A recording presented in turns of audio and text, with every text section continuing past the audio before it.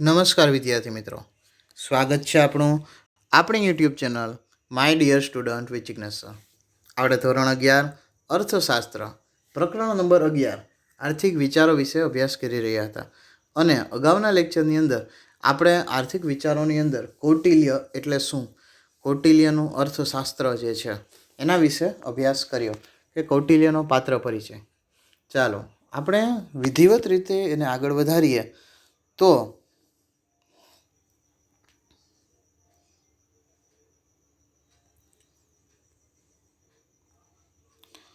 ભારતીય સંસ્કૃતિ જેટલી પ્રાચીન છે તેટલી જ પ્રાચીન તેની રાજ્ય વ્યવસ્થા છે. ભારતીય સાહિત્યમાં રાજધર્મ, દંડનીતિ, નીતિશાસ્ત્ર, રાજ્યશાસ્ત્ર અને અર્થશાસ્ત્ર જેવા શબ્દો દ્વારા રાજ્ય વ્યવસ્થાનો નિર્દેશ કરેલો છે. પૂર્વના ઋષિઓના ચિંતનમાં આધુનિક સમસ્યાનો ઉકેલ મળી આવ્યો છે. તેઓએ પ્રવર્તમાન અને આવનાર સમયની વ્યક્તિગત અને સમષ્ટિગત સમસ્યાઓ અને સ્થિતિને લક્ષમાં રાખી મનુષ્યનું માત્રનું વ્યવહારિક જીવન રક્ષણ બને અને કલ્યાણ માર્ગ તેની પ્રગતિ થાય તેનું માર્ગદર્શન આપ્યું હતું. આપણે ઘણીવાર એવું સાંભળીએ છીએ કે ભાઈ અમેરિકાએ કોઈ સિસ્ટમ કાઢી તો એ બેસ્ટ હશે, જાપાનની ટેકનોલોજી બેસ્ટ હશે, ચાઇના જેવું સસ્તું કોઈ ન કરી શકે. પણ મિત્રો આપણને આપણી જ ગૌરવગાથા આપણે ભૂલી જાય છે કે ભાઈ 100 में से 80 बेईमान फिर भी मेरा भारत महान.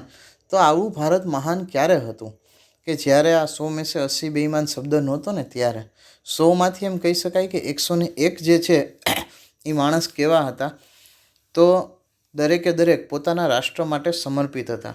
ને એ સમયમાં કૌટિલ્ય એ પોતાનું અર્થશાસ્ત્ર રજૂ કરેલું કે ભાઈ માણસ માત્રને સમજાવ્યું કે ભાઈ તમે દેશ માટે છો, તમે તમારું અંગત જીવન તો ઠીક છે, તમારા બધા જ જીવન તમારે યોગ્ય રીતે જીવવા જોઈએ.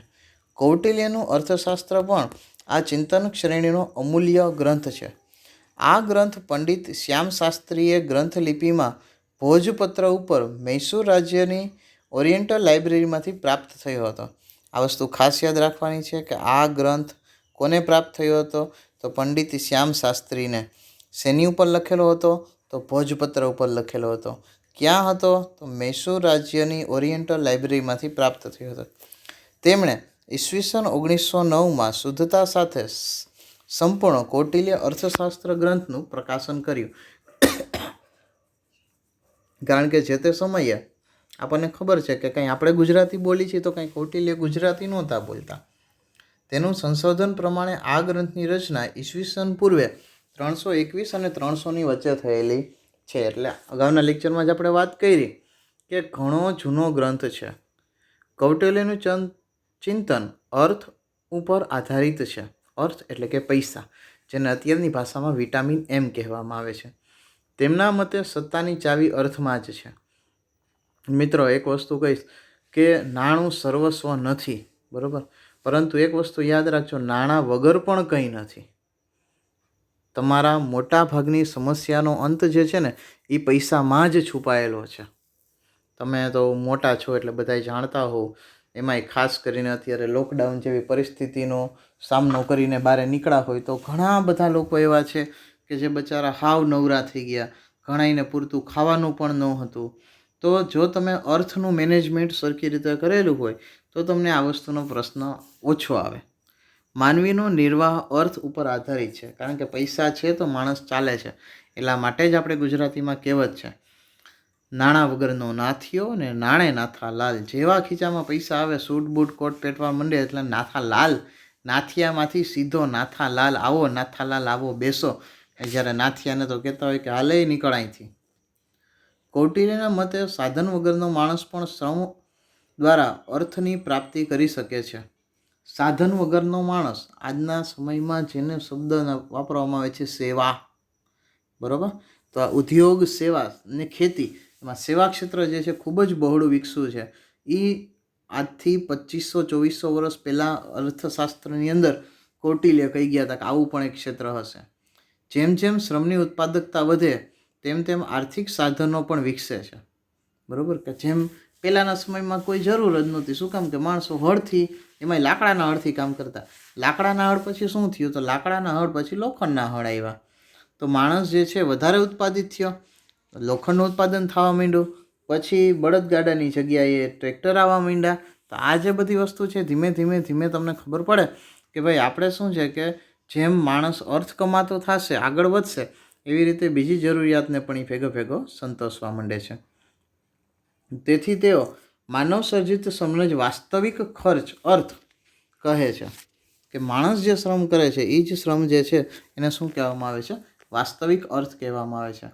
આ સંદર્ભે કૌટિલ્યના મતે અર્થશાસ્ત્ર એટલે મનુષ્યની વૃત્તિ અર્થ થાય છે. એટલે અર્થશાસ્ત્ર શું છે? તો મનુષ્યની જે વૃત્તિ છે, એ મનુષ્યની વૃત્તિ જે રહી એને આપણે શું કહેવામાં આવે છે? તો અર્થ કહેવામાં આવે છે. મનુષ્યની વૃત્તિ એટલે કે અર્થ. મનુષ્યના વસવાટવાળી ભૂમિ એટલે કે અર્થ. જ્યાં મનુષ્ય રહે છે એ અર્થ છે. તેવી પૃથ્વીના લાલન પાલનનો ઉપાયો દર્શાવતું શાસ્ત્ર એટલે કે અર્થશાસ્ત્ર. તો અહીંયા ખાસ વસ્તુ આપણે જે યાદ રાખવાની છે તે કે મનુષ્યની વૃત્તિ અર્થ છે, મનુષ્યની વસવાટવાળી ભૂમિ પણ અર્થ છે, અને તે ભૂમિના લાલન પાલન માટે જે ગ્રંથની રચના કરવામાં આવે છે એ ગ્રંથ એટલે શું છે? તો અર્થશાસ્ત્ર નામનો ગ્રંથ છે. તેઓ મનુષ્યની આજીવિકા અને વસવાટના ઉપયોગ માટેની ભૂમિને સંપત્તિ ગણે છે. ને આપણે તો અત્યારે ખબર જ છે કે અત્યારે માણસો સંપત્તિ માટે જ બાજે છે. એ સમયે પણ બાજતા, એવું નહોતું કે ન બાજતા. અને તેના લાભ અને પાલનના ઉપાયો સૂચવે છે. કૌટિલ્ય દેશ અને સમયને અનુરૂપ આર્થિક વિચારો રજૂ કર્યા છે. તેથી તેનું અર્થશાસ્ત્ર વાસ્તવમાં નીતિશાસ્ત્ર છે. એટલે કે અર્થશાસ્ત્ર લખેલું, પરંતુ એ વાસ્તવમાં શું છે? તો વાસ્તવમાં નીતિશાસ્ત્ર છે. શું કામ? કારણ કે એણે લખેલું આજથી 2400 વર્ષ પહેલાં અત્યારે પણ જો માણસને કામ આવતું હોય તો તમે વિચારી શકો કે કેટલા ઉમદા વિચારો અંદર લખેલા હશે. તેમાં કૌટિલ્યએ 15 ભાગમાં રાજ્યના આંતર પ્રશાસન, પડોશી રાજ્ય સાથેનો સંબંધ, ઔષધો અને કૂટનીતિને લગતા વિચારોનું નિરૂપણ કર્યું છે. અત્યારે મોદી સાહેબ દોડે જુદા જુદા દેશો સાથે આર્થિક રીતે ભારત આગળ આવે એના માટે. તો આજથી 2400 વર્ષ પહેલાં કૌટિલ્ય પણ આ જ વસ્તુઓ કહી ગયા છે ને કે માણસ જે છે, જે કાંઈ રાજા છે, તો એણે શું કરવું જોઈએ? તો પોતાના રાજ્ય અને પોતાનો આજુબાજુનો જે કાંઈ વિસ્તાર છે એની સાથે સુદૃઢ રીતે વેપાર વ્યવસ્થા સ્થાપવી જોઈએ. કૌટિલ્યના મુખ્ય આર્થિક વિચારો. તો કૌટિલ્યના મુખ્ય આર્થિક વિચારોમાં સૌથી પહેલો વિચાર આવે છે એટલે કે જનપદની સ્થાપના થવી જોઈએ. તો તરત મગજમાં આપણને પ્રશ્ન આવે કે આ જનપદ એટલે શું ભાઈ? આ તો નવું નામ મળ્યું એક. ના, નામ નવું નથી, આપણા માટે કદાચ નવું છે. જનપદ એટલે કે રાજ્યની સ્થાપના. જનપદની સ્થાપના સમયે રાજાએ પ્રજા અને રાજ્યના વિકાસ માટે અનુકૂળ માળખાકીય સુવિધાઓ ઊભી કરવી જોઈએ. આપણને માળખાકીય સુવિધા મળે છે? સૌથી મોટો પ્રશ્ન આવે તો હા, આપણે પાણી મળે છે, રસ્તા છે, ગટર છે, રહેવાની સુવિધા છે, સ્ટ્રીટ લાઇટો છે. આ બધી શું થઈ? આપણા માટે માળખાકીય સુવિધાઓ થઈ. રાજ્યમાં ખેતી અને ઉદ્યોગના વિકાસ માટે પ્રયત્નશીલ રહેવું જોઈએ. ખેતી અને ઉદ્યોગ વિકાસે એના માટે રાજ્ય પ્રયત્નશીલ રહેવું જોઈએ.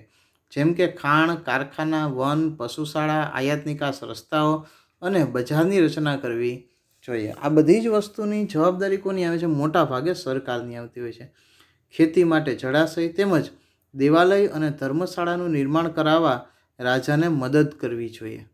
જો આ બધી જ વસ્તુઓ ક્યારે કહેવાની છે? ઈસવીસન પૂર્વે 2400, આજથી 2400 વર્ષ પહેલાં, પણ અત્યારે પણ લાગુ પડે છે.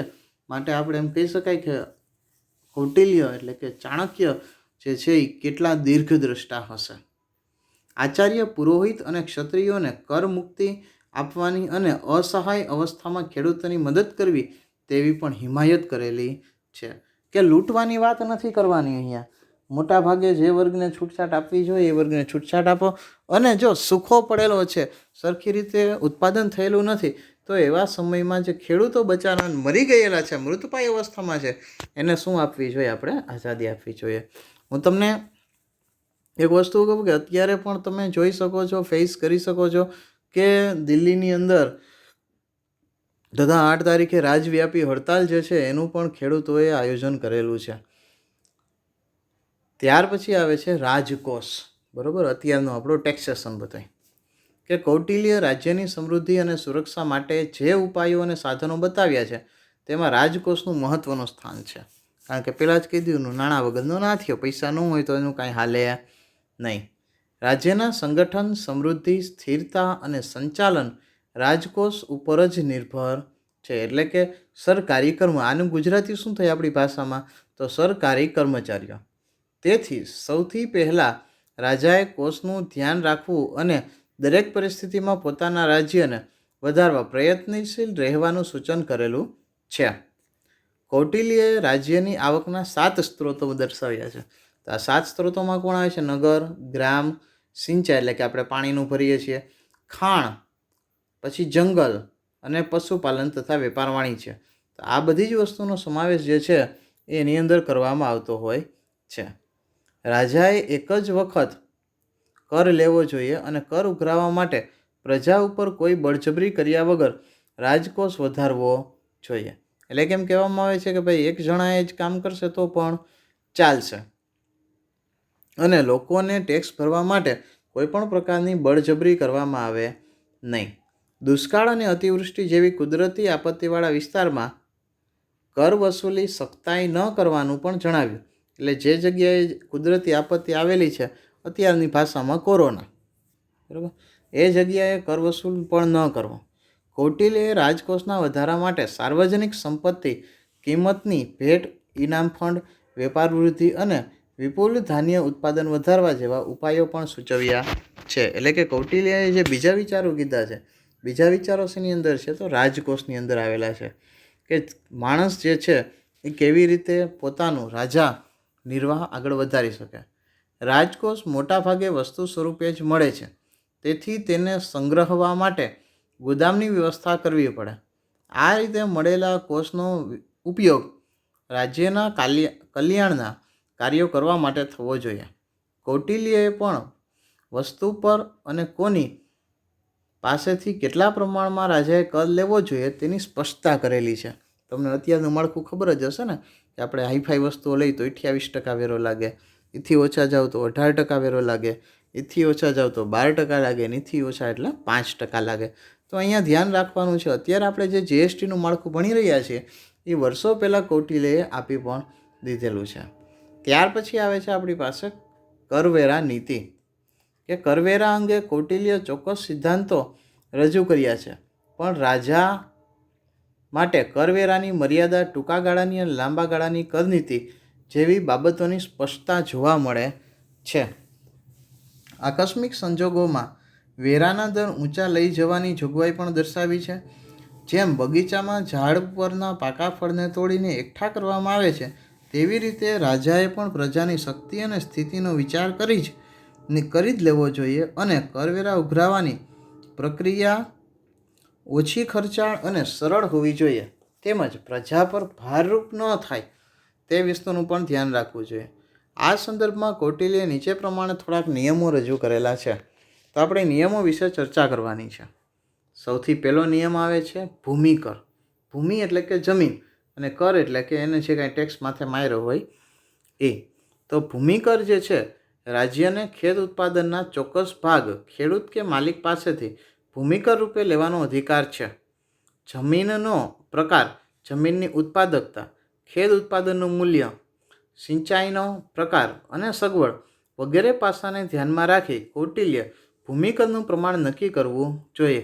કારણ કે જેને પાણી પણ મળતું ન હોય એવી જમીનની અંદર વાવેતર કરીને ઉગવાની પણ શક્યતા ઓછી હોય છે. તો એવા પહેલાં જોઈ લેવાની કેવી જમીન છે, કેવો માણસ છે, ને એના ઉપરથી એના કરનું માળખું નક્કી કરવામાં આવતું હોય છે. ત્યાર પછી આવે છે ભૂમિકર, કે રાજ્યને ખેત ઉત્પાદનના ચોક્કસ ભાગ ખેડૂત કે માસિક પાસેથી ભૂમિકર રૂપે લેવાનો હતો. જમીનનો પ્રકાર, જમીનની ઉત્પાદકતા, ખેત ઉત્પાદનનું મૂલ્ય, સિંચાઈનો પ્રકાર અને સગવડ વગેરે પાસાઓને ધ્યાનમાં રાખી કૌટિલ્યએ ભૂમિકરનું પ્રમાણ નક્કી કર્યું હતું. આ અંગેના નિયમો આપ્યા છે. તેમજ રાજ્યએ ખેડૂતને ખેત ઉત્પાદન વધારવા માટે કરની પણ છૂટ આપવાની હિમાયત કરી છે. તો અહીંયા કર ખેડૂત જે છે એ સ્પષ્ટતાથી સીધી આવીને લઈ શકતો નથી. એના પર આડકતરી રીતના જે કર હોય છે એના વિશેની વાત કરવામાં આવે છે. તો આશા રાખીશ કે આજના લેક્ચરની અંદર જે કાંઈ વાત કરવામાં આવી એના વિશે આપને સમજણ પડી હશે. જો કાંઈ પ્રશ્ન હોય તો મને પછી જણાવવા વિનંતી. ધન્યવાદ.